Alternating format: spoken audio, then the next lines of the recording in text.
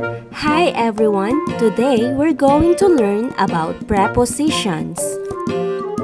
A preposition is a word that shows the relationship between a noun or pronoun and other words in a sentence.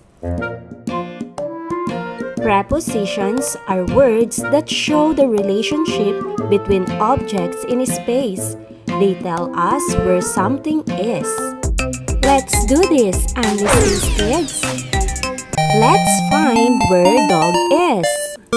Let's start with a question. Where is dog? Look at the picture carefully.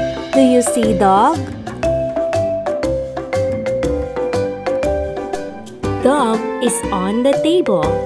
We use the preposition on to show that the dog is sitting on top of the table. Remember, on means something is resting on a surface. Let's try another one. Where is dog? Dog is under the table. Where is dog?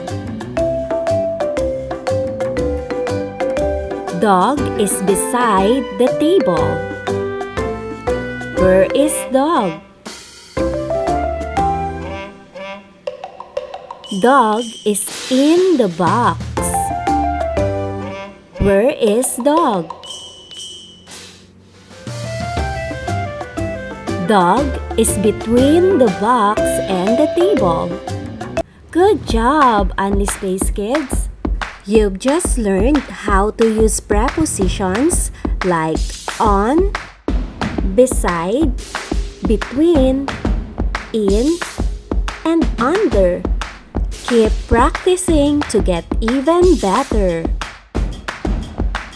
Now you try. Where do you think the boy could be? Is the boy next to the box? Or maybe behind the box? Leave your answer in the comments below.